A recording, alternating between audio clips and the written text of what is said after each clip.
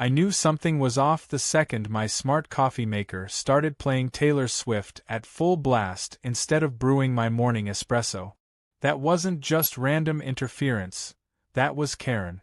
2 houses down, HOA Vice President Karen Miller had recently decided that my tech setup was a neighborhood eyesore and a clear violation of our visual harmony bylaws. That's rich coming from someone whose Christmas lights are still up in July. But this morning was different. My entire network was fried. No security camera feed. No internet. Even my fridge was stuck blinking offline. I sprinted to the router shelf in my garage, and sure enough, the thing was gone. Just gone. Clean-cut wires, no debris, no note. The only trace was a distinct smear of cheap lilac lotion on the breaker box. See, Karen's been on a crusade lately. Ever since she got elected HOA VP, she's treated the position like a mini dictatorship, complete with clipboard inspections, surprise lawn moisture readings, and once, no joke, an HOA-sponsored drone flyover to count visible trash bins. I've managed to avoid her crosshairs mostly because I play it smart. My grass is the HOA-approved 2.5 inches, my siding is earth-toned, and my mailbox has the gold tone numbers Karen handpicked during a 3-hour HOA meeting. But apparently, my router antenna ruined the aesthetic of the block. She told me so, smugly, a week ago after tapping on my window uninvited at 7 a.m. That was her warning shot. I didn't think she'd escalate to literal theft. I wasn't about to call the cops yet, I had a better plan. Because what Karen didn't know, in her rush to yank my router, was that I'd installed a hidden battery-powered backup module inside it after her last tantrum over emissions. That little piece of silicon had just enough juice and brains to ping me a GPS location when disconnected.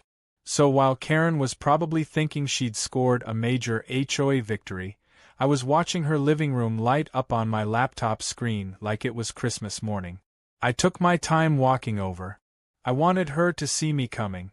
I knocked, she opened the door still in her lavender robe, hair wrapped in a towel, and face slathered in a clay mask.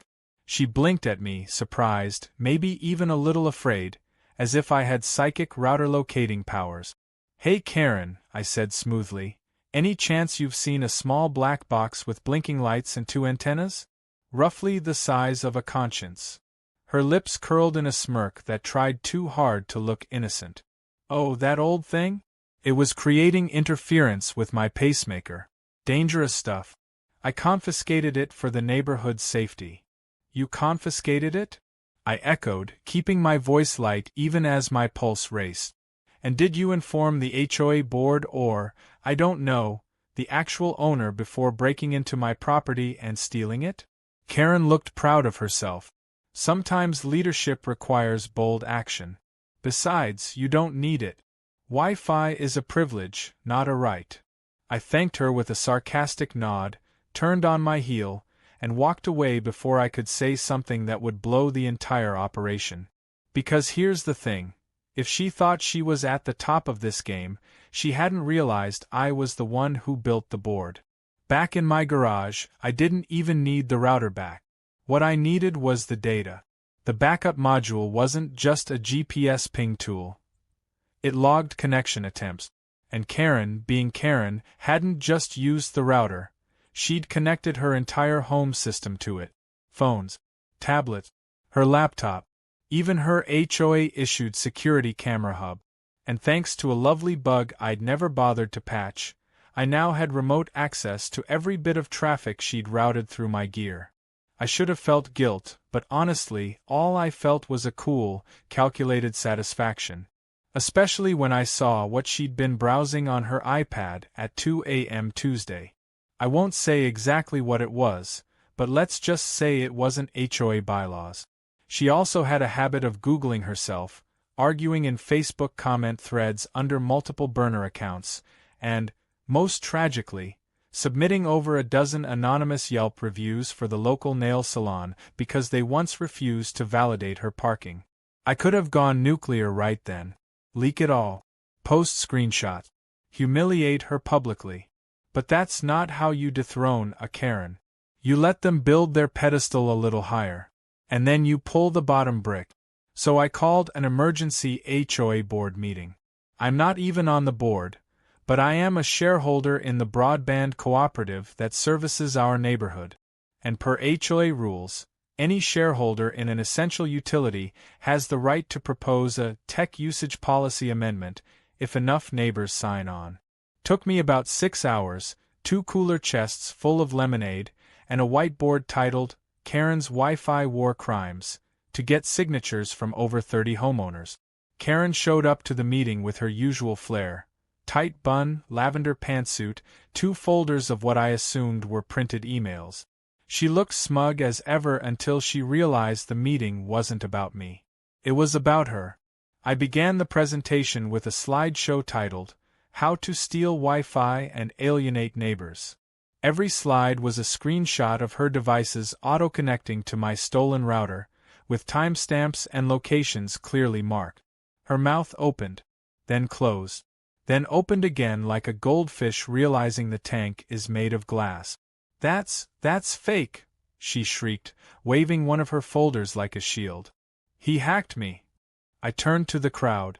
If you think I'm capable of hacking into her tablet from 2 houses away, raise your hand. No one moved. Now, if you think someone who stole a router and accidentally connected her entire digital life to it deserves to explain herself, raise your hand. 30 hands shot up. Karen stood frozen. For once, without a single HOA bylaw or technicality to hide behind. I leaned into the silence. Of course, we're not here to punish anyone. I'm simply proposing that any HOA member caught interfering with private property, especially critical infrastructure like internet access, be suspended from their board position pending review. A full vote was scheduled for Friday. Karen left in a cloud of hairspray and seething resentment. And that, dear reader, was just the beginning. Because I wasn't done yet. Not by a long shot. Karen did what Karens always do. She fought back with paperwork. The next morning, I found an official-looking envelope duct-taped to my mailbox. HOA letterhead, wax seal sticker, the whole 9 yards. Inside was a violation notice citing me for unauthorized broadcasting equipment and electromagnetic pollution. Apparently, she'd fast-tracked some absurd new bylaw claiming that any wireless signal stronger than local government specifications had to be registered and approved by the HOA Technology Subcommittee, which, of course, consisted entirely of her. She even attached a fine, $860.72, due within 48 hours or risk escalation to a lien. Nice touch with the 72 cents. That's Karen's signature move. Tiny numbers designed to make her threats feel official. The woman once fined a neighbor $4.17 for leaving their Halloween pumpkins out past November 3rd. I wasn't even mad. Honestly, I was impressed. She was throwing everything she had to maintain control, like a suburban dictator clinging to a sagging throne of mulch coupons and trash bin ordinances. But the key word there was control. Karen didn't care about the internet or routers or electromagnetic anything. She cared about dominance. She needed to prove that no one in the neighborhood could embarrass her and get away with it. What she didn't know was that I'd already begun the process of shifting control, literally. See, our neighborhood's HOA is one of those legacy setups from the early 2000s, with a governing charter that never anticipated smart homes, mesh networks, or someone like me, a cybersecurity consultant who could practically write legal disclaimers in his sleep. So I read that dusty charter front to back, twice, and tucked away in the middle, in 9-point Arial font, was a clause that allowed for a special ethics committee to be formed by any 3 homeowners if they suspected a board member of abuse of power, provided they had reasonable digital evidence. The best part? The committee had temporary authority to freeze that members' voting rights until the next general election. I already had digital evidence in spades, so I picked my committee carefully. First, there was Darnell, retired Air Force, runs his house like a military base, and has hated Karen ever since she fined his wife for using unsanctioned tinsel during a Christmas decorating contest. Then there was Priya, a software engineer who once told Karen to reboot her entire personality during an HOA Zoom call. Finally, I got Eleanor, the sweet 84-year-old widow across the street, who bakes cookies for every newcomer and once got fined for excessive doorbell activity. Together, we formed the most unlikely but ironclad rebellion HOA Karen had ever seen. We called our first committee meeting in Eleanor's living room. Her cat watched us from a crocheted blanket while we reviewed my evidence. Timestamps of the router's theft, auto-connection logs from Karen's devices, and screenshots of her attempts to log into hoadmin.local from a stolen IP. Darnell kept muttering "unbelievable" under his breath. Priya just grinned and said, "Let's light this match." Meanwhile, Karen wasn't sitting idle. She upped the ante. That Friday, the morning of the HOA vote on her suspension, my home security system was mysteriously flagged as a non-compliant structure enhancement. Within hours, a city inspector, yes, a real one, showed up at my door holding a clipboard and a very confused expression. Apparently, Karen had reported my front-facing ring cam as a privacy violation under an outdated local ordinance. Luckily, the inspector took one look at my setup and rolled his eyes. I swear, this block's got more complaints per square mile than downtown. Still, it proved something important. Karen had reach. She had city contacts, real channels, and a nasty talent for weaponizing bureaucracy. This wasn't going to be a one-and-done takedown. This was war. At the HOA vote that evening, Karen showed up in full lavender armor. Blazer, pants, matching shoes. She brought printouts of her made-up citations, a speech about community standards, and even an anonymous testimonial accusing me of Wi-Fi aggression, whatever that meant. But the crowd wasn't buying it. The screenshots I'd shown at the last meeting had circulated. People were talking. When the vote came down, suspend Karen's board privileges or not, it was 31-4 in favor. She stormed out before the meeting even ended, but not before whispering something to me as she passed. "You think this makes you safe?" I smiled. "Safer than your browser history." She paused, visibly flinching, then walked faster. That should have been the end of it. But of course, Karen's version of a retreat is more like a tactical delay.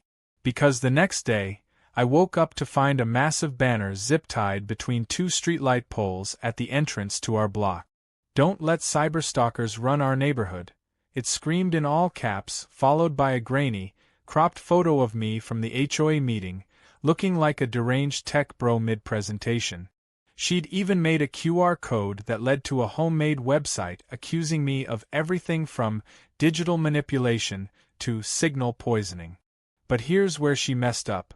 She used copyrighted HOA branding and falsely claimed the site was approved by the HOA Communication Committee. That committee doesn't exist. And as it turns out, trademark fraud involving official community documents opens up a whole new can of worms, especially when you host your fake website using a free trial domain that still has your full name registered on the WHOS database. I took screenshots, called a lawyer buddy, filed a cease and desist that same afternoon. Then I played my final card. Remember all that browsing data Karen accidentally handed me when she stole my router? Yeah, I hadn't released any of it yet, but I knew exactly where to send it when the time came. I packaged a curated selection. Nothing too cruel, just the right balance of humiliating and absurd, and sent it anonymously to the one place I knew would burn her from the inside out.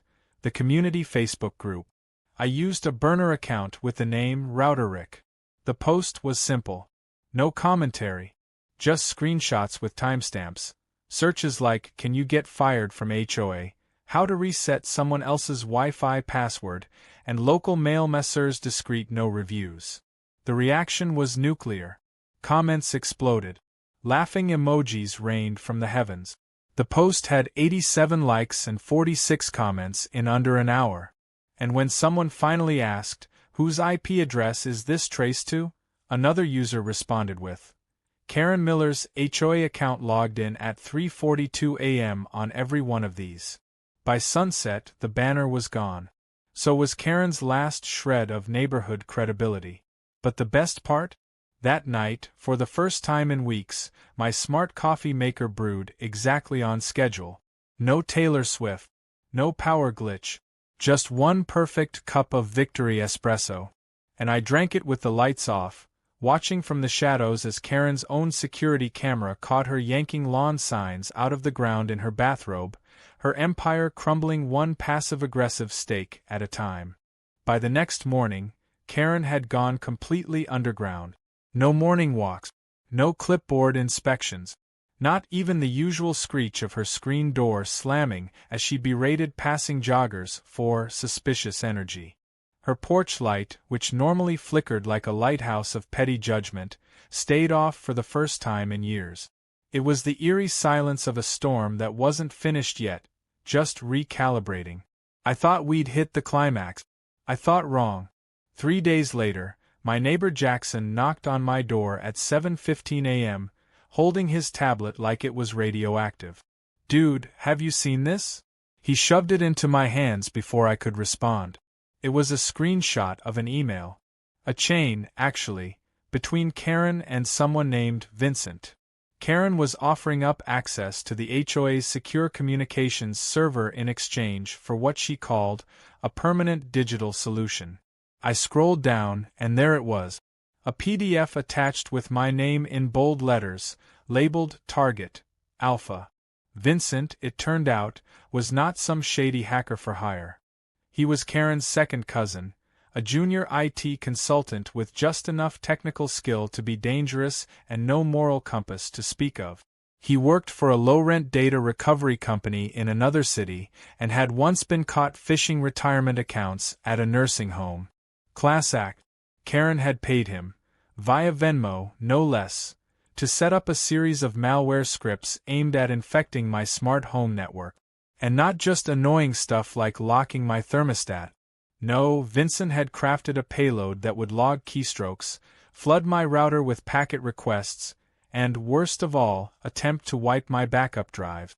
He'd even added a snarky note in the code, "Say goodbye to your cat memes, loser." It was amateurish, but it could have worked, if I hadn't already built my entire home system on a segmented network. I didn't just do security consulting for companies. I stress-tested digital infrastructures for vulnerabilities, and thanks to Karen's relentless nonsense, I'd treated my own home like a beta test for high-risk client. Vincent's malware didn't even make it past my sandbox. Still, it was war now. I couldn't go to the police yet, too many dots still unconnected. But I could take the evidence to the newly energized HOA board. And I did. Darnell called an emergency session that evening, and this time, it wasn't just the core board members who showed up. Nearly the whole neighborhood packed into the rec center. Karen arrived last, wearing sunglasses indoors and holding a manila folder that looked like it had been through a shredder and reassembled with spite. She sat in the back row, flanked by two of her dwindling loyalists, Margot the lawn watcher and Stan the guy who still believed 5G caused shingles. I plugged in my USB and began the presentation. First slide. The Venmo payment with the caption, "For the project, winky face." Second slide. Email thread with Vincent including the phrase, "If this works, he's digitally toast." Third slide. Side-by-side photo comparison of Vincent's LinkedIn profile and a blurry screenshot of him exiting Karen's car in the grocery store parking lot 2 nights prior. Karen stood up. "This is slander." Darnell didn't flinch. "No, Karen, it's screenshots.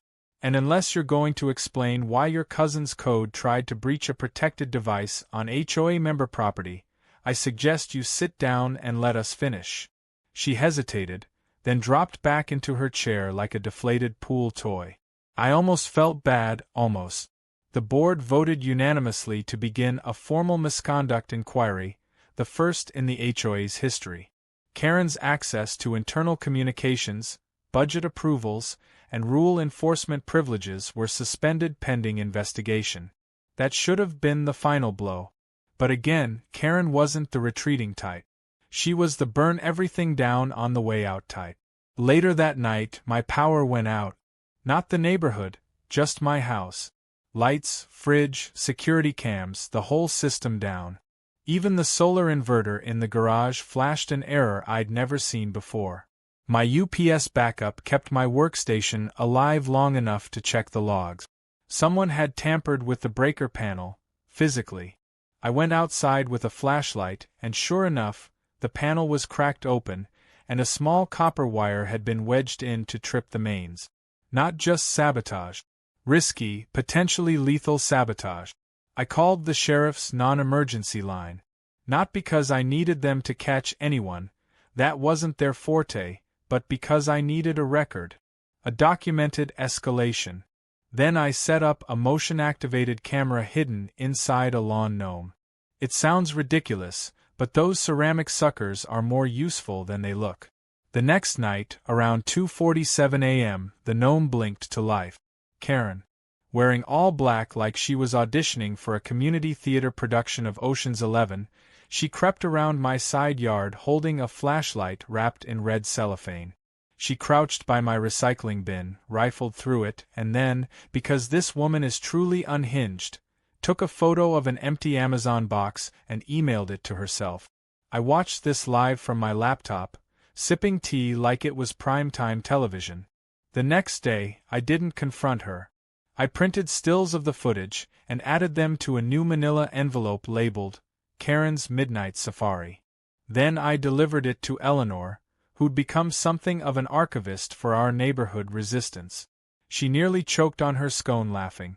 Word spread fast. By week's end, Karen's reputation was radioactive.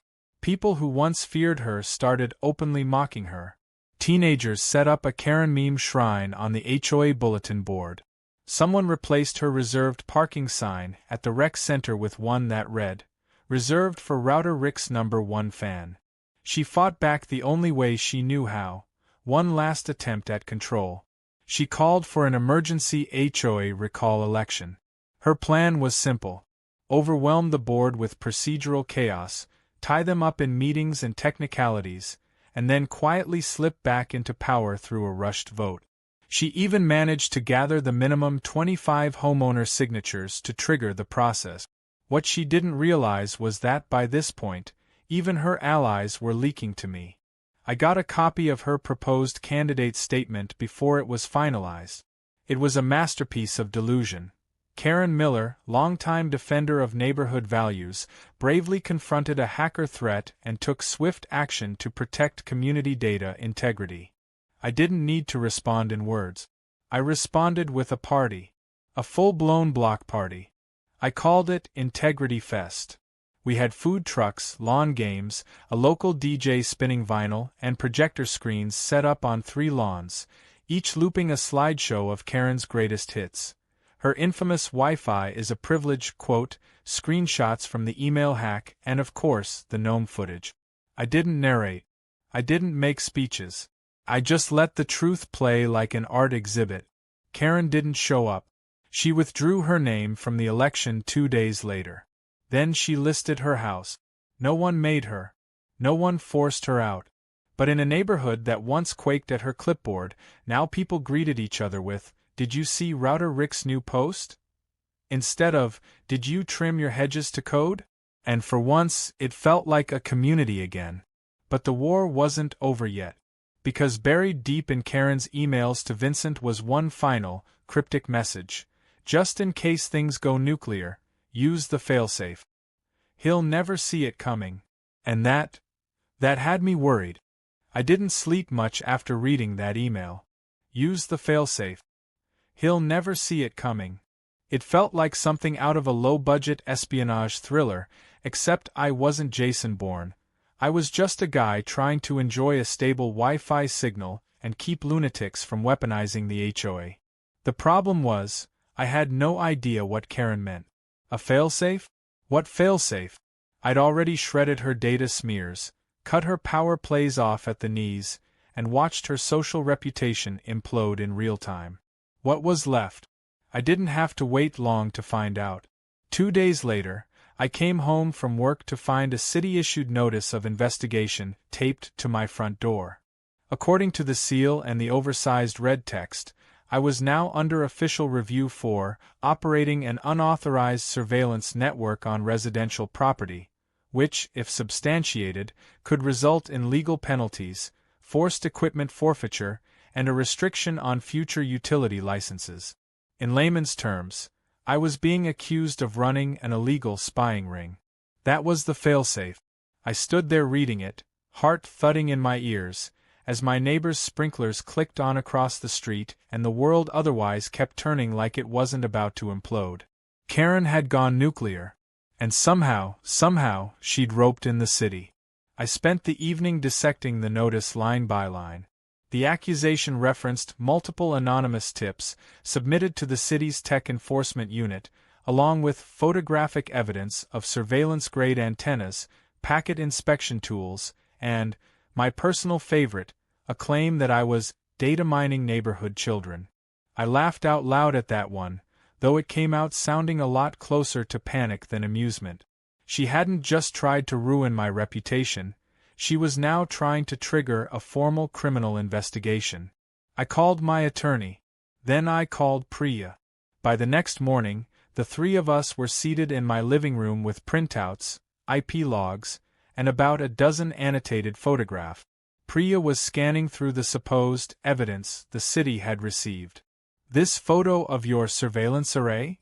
It's literally your solar backup grid and a Nest camera.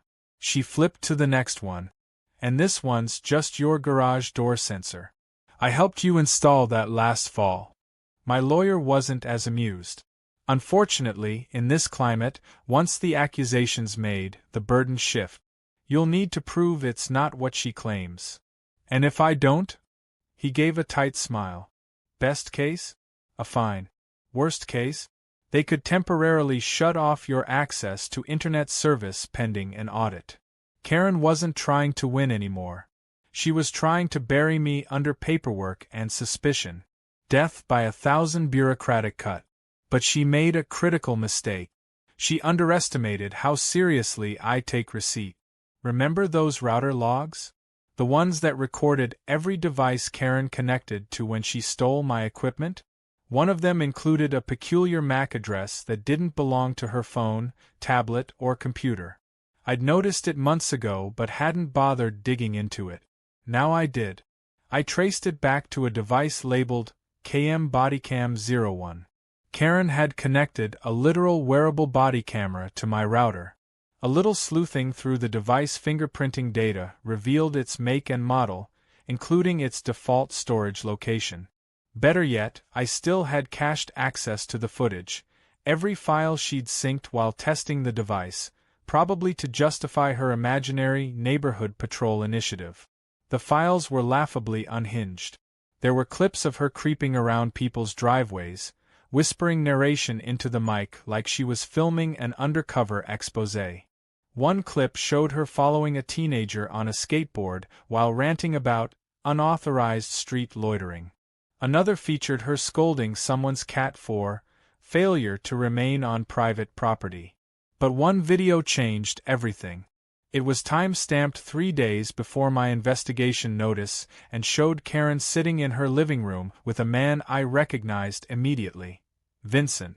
The camera, apparently still running while on her chest, caught them mid-conversation. She was coaching him through how to submit an anonymous complaint using fake identities and burner emails. Make it sound dramatic, she said. Throw in some kids. That always gets attention. She even said the phrase, failsafe, like she was auditioning for the villain monologue of a teen soap. I called my attorney and Priya back. We watched it together in stunned silence. That's your defense, my lawyer finally said. It's not just exoneration. It's malicious prosecution.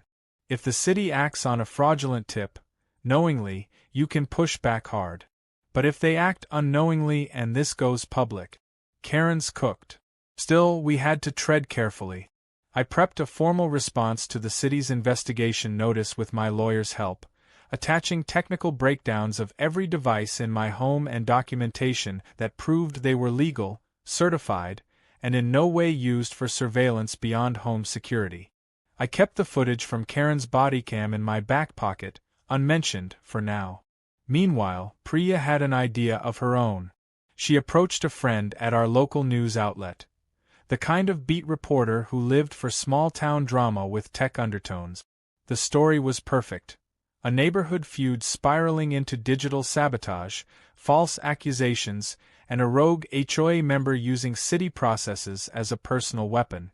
The reporter asked for documentation, and Priya, with my permission, gave her the whole file, minus the bodycam video. The piece dropped on Monday morning. Neighborhood power play turns digital. HOA member accused of weaponizing city complaint process. It exploded. Not just locally, regional outlets picked it up too. The combination of suburban politics and cybersecurity drama was too good to ignore. The article never used Karen's name, but the clues were obvious. Lavender-suited woman. HOA board. Unnamed vice president. Everyone knew. Within hours, City Hall reached out and asked to pause the investigation, pending further internal review. That was all I needed. I dropped the bodycam footage to the reporter anonymously with a note. If you're going to report the storm, might as well show the lightning. The second story was nuclear. This time they named names. Karen Miller, HOA vice president, under fire for filing fraudulent tech complaints against a neighbor, caught on tape coaching a relative through submitting false evidence. The footage ran on the station's 6 p.m. slot, blurry but damning. The next morning, the neighborhood was buzzing. People stopped me while I walked the dog to ask if I was that guy. Teens reenacted the bodycam scene on TikTok. Someone posted a meme of Karen labeled HOA CIA.